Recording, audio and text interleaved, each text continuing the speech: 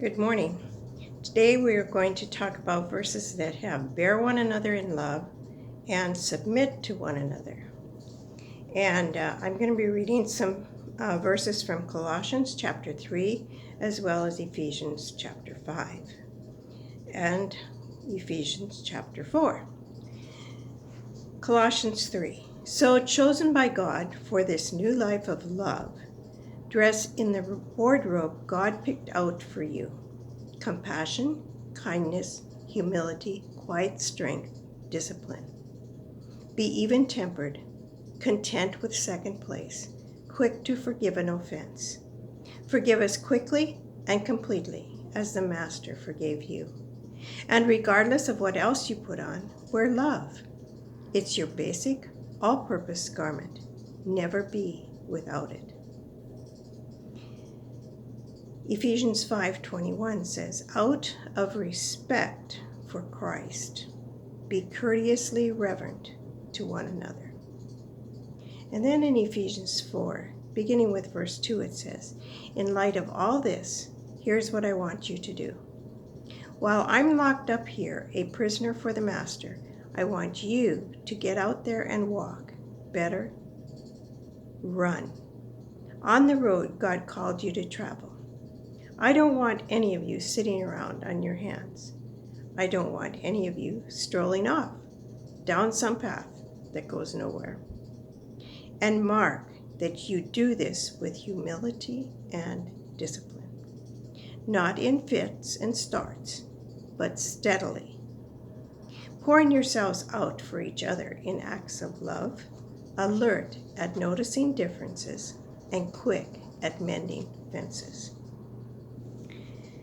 As I was meditating upon these verses, one of the first phrases that caught my attention was, chosen by God for this new life of love. How often do we choose to emphasize to people that it is their choice to follow God? Each one of us has the privilege to make the choice. As I was reading some verses this week, I began to think, it really is up to God to reveal himself to me. It is not about me chasing after God and catching him.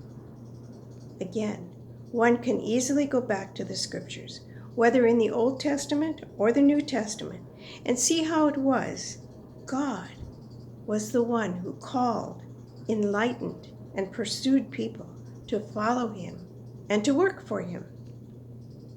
How often do we read that a prophet went to hide, but God found him and brought them back into ministry?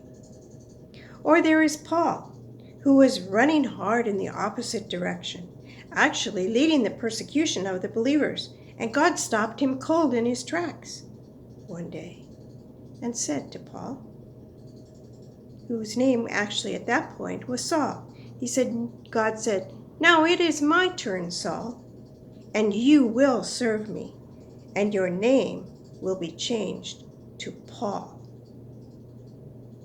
That's a wake-up call, right?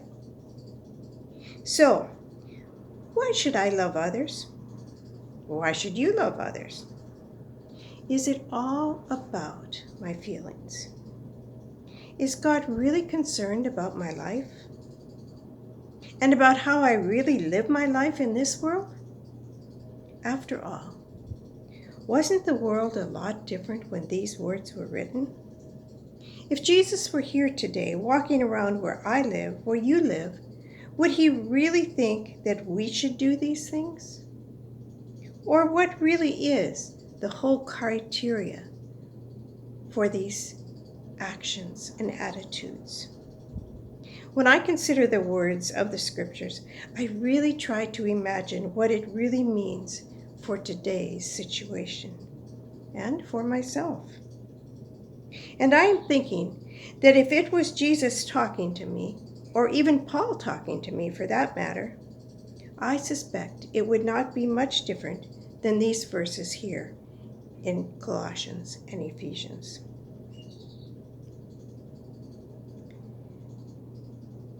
I have decided to take 5 phrases from these verses today to look at a bit more closely. First of all, out of respect for Christ Jesus. But you might say, what if I don't believe in Jesus? In today's world, there are people who do not believe in Jesus. And oftentimes, they're just ordinary people. There are others who do not believe that he had any authority to say the things he did. The other challenge that I find is this. There are some, and possibly more than I or we would like to think or admit, who say they believe in Jesus and believe that he had or has authority as God's son. And they go so far as to say they believe his words and are his follower. Yet when it comes to lifestyle and practice of his teachings, well, that is a bit different. I remember growing up and my father often reminding me when I did things that I needed to remember whose name I had. For my father, he was not referring to the name Christian or God or Jesus. He was referring to his own earthly name, which he had given to me by means of being my father. So if I did something that was really good or really wrong, it would reflect on my father. Either he was a good person and a good parent, or he was not a good person or good parent. So for any one of us who chooses to tell someone else we are a Christian, I ask, does one's attitude or lifestyle or words or actions help others see Jesus through us? Secondly, chosen by God. But what if I don't want God in my life or anywhere around me? This is a little bit different than the first point. But I can tell you that God really does prefer that each one of us would actually choose to follow him and be his child. There are times in our lives when we may have felt we would have liked to have had different parents. And even if our parents tell us they are happy to be our parents, we may still see things a bit differently. I remind myself, whether it is my earthly life and my earthly parents, or whether it is my spiritual life when I am struggling and wondering why I decided to listen to God, ultimately, there is so much in my life to be thankful for. I need to first embrace all that God has chosen to have in my life. I need to also embrace the fact that God revealed himself to me. And I need to embrace the earthly upbringing that my parents gave to me, the best that they knew how to give. Yes, I may not always understand, nor have full appreciation, but I am chosen by God, and that is pretty awesome. Thirdly, it talks about dressing in God's wardrobe. Does that mean a robe with a tie around the middle and sandals on my feet? And furthermore, does it mean to dress in love? How in the world is that possible? A number of years ago, I demonstrated in a sermon how hard it is for us to embrace a godly wardrobe, because given where we are, what is happening around us or to us, we do not always remember that we are representing God, and if we are his follower, we are clothed in his garments. And sometimes we actually try to cover our heavenly garments up with earthly clothes, because we may not want to act or be known as a follower of God in a certain place or with certain people. My friends, it is not easy. It is tough, it is difficult, and sometimes it is just downright hard. As I was considering this point, I was thinking, what if I hung a scarf or tie by my door to put around my neck whenever I left my home, that said, I represent God's love. Would it make a difference to people when they saw me? And if we would ask Paul, I am sure he would remind us that actually dressed in godly apparel would include all of the fruits of the Spirit. Next, it says to be courteously reverent to each other. I saw that and I'm like, whoa, okay. Now that's getting a little bit picky. And when I Googled the phrase courteously reverent, it said deeply respectful. Courteously, having or showing good manners, being polite. Reverent is being deeply respectful. And then it said, if you are familiar with the 5th chapter of Paul's letter to the Ephesians, you know that this verse immediately precedes the instructions to wives and husbands, parents and children, employees and employees. This idea is the foundation for all our human relationships. My friends, let me just say this right now. We often talk about this at weddings and when we are talking about marriage relationships. However, it is to involve all of our relationships as spouses, our relationships as parents and children, and our relationships with our employees or employers. It says, the foundation of all human relationships. Wouldn't that make a difference in our world today? Yes, it is something that should be a part of every relationship. I cannot emphasize enough how much things would change in our world today, even in our country, if just those who claim to be Christians would actually practice this.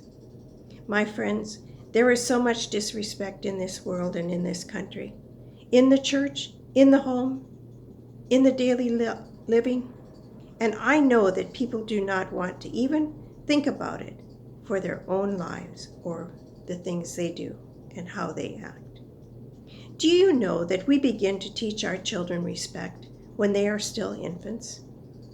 Let me share an illustration, something that I have used over and over after I learned it and when I taught parenting classes. You have a child, actually an infant, and it is their nap time. They are sleeping and someone comes to visit. This person wants to see the baby. Not just see the baby. They want the baby awakened up. They want to hold the baby. They want to interact with the baby. And then the baby begins to cry. And everyone is frustrated. The visitor, the parent. But really, the baby is just tired. And the baby just wants to and needs to sleep.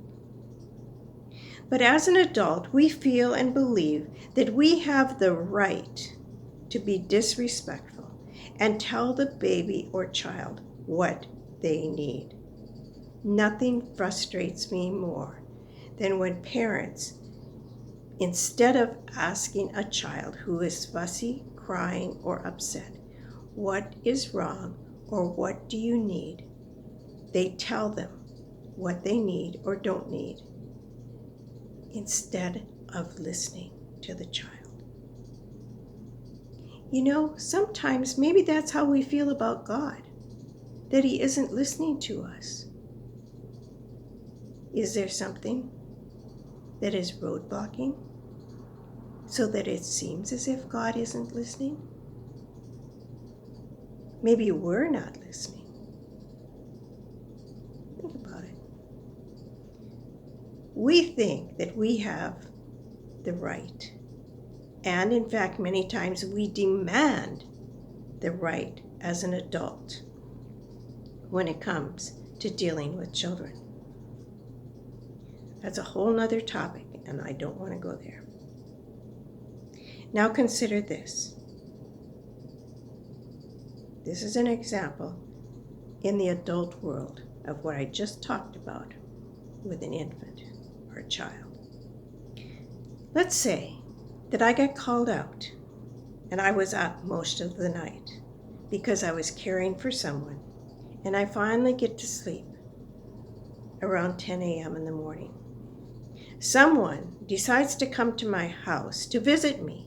In fact, they want to have lunch with me. They were unannounced. Or maybe I had my phone turned off because I needed to sleep.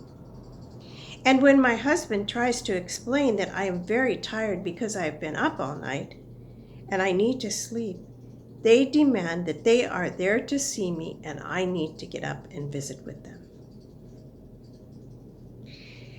And then I am not very welcoming when I come downstairs.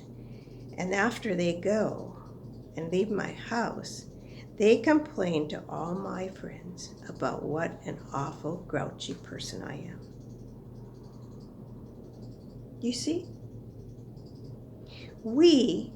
You and I, we expect to be respected as adults. But we do not expect that anyone under our authority, especially children, has the right to be respected by us. Because, after all, I am the adult. I am the boss. I am the parent. I am the caregiver, etc. This attitude is so rampant in our country today. It is everywhere. I mean everywhere. Think about it. I want you to really think about this. How is it in your own personal life? How is it in your family? How is it in your home? It needs to start there. Fifthly, and furthermore, Paul says, get out there and run and make a difference in the world for Christ. So, I've talked about the things that God desires to see in the world today, that He desires to see lived out by those who claim to know Him and follow Him. And in summary, Paul says this: get out there and run and make a difference in the world for Christ. Does that mean wearing a big placard around one's neck on the street corner? Or walking around with one saying, I am a Christian? Or, can I pray with you? Or, preaching Jesus on the street corner as being the one way to heaven? Or, using a loudspeaker, blaring your message all over the community? What really makes a difference in how we present Jesus? Do you like it if someone gets in your face? Then, if you don't, consider, why do we think we have the right to get in another person's face just because we want them to know about Jesus? Godly character does not get in other people's face. No, you know what godly character does? It says to the person, do you want to take my hand? Let's go for a walk. Or, do you want to come to my home? Let's have dinner together. We spend time getting to know the person, who they are, loving them where they are, as they are, because that is what Jesus wants us to do. That's what Jesus does, and He wants us to do that too. How can people know Jesus, one might say, if I don't preach to them? I have learned that my lifestyle makes a whole lot of difference. I am speaking for myself now. If someone wants to change my mind about something, I first have to sense that they are really concerned and care about me as a person. Consider this example. If the doctor tells me I need to do this or that, and I ask why, and he can't give me a reason, guess what? I am probably not going to comply. If a person from another religion comes up to me to challenge my belief without any real reason, other than just telling me that it is the best way to worship God and it is easier, I probably will not change. So consider this. If you or if I am trying to help another person see that Jesus is a way to God, just telling that person, just preaching at that person is not good enough. We also need to show godly character and actions before the person. Yes, it says, so as we are chosen by God for this life of following Him, we need to dress in His wardrobe with compassion, kindness, humility, quiet strength, and discipline, and be quick to forgive others. And we are also supposed to be loving in all situations. So today, my friends, what needs attention in your life? What needs attention in my life? What kind of character are you wearing when you go out in the world? Or what kind of character are you wearing at home? Is it godly character? Could it be defined as godly character? Is it reverent character out of love and respect for God? Is it character that shows love to another? Do we really support each other, or are we tearing each other down and or apart? In order for lives to really make a difference for God, they first need to make a difference in the home. Why? Because what happens in the home, we will carry out into the community, into the workplace. The remnants will be there with us. So, my friends, God is calling us to love one another, to submit to one another, to walk with each other in love, with patience. Are you and I ready to walk the godly walk? Or are we going to walk the walk that other people want us to walk or tell us we should walk? God, help us to listen to your word that speaks into our hearts today. It may be different for each one of us, but help us to listen, but not just to listen. Help us to be activated in our spirit to say, yes, I want to change. I want to become more like you, God. And I want to make a difference in my home, in my workplace, and in my community by showing people my godly character. In Jesus' name, amen.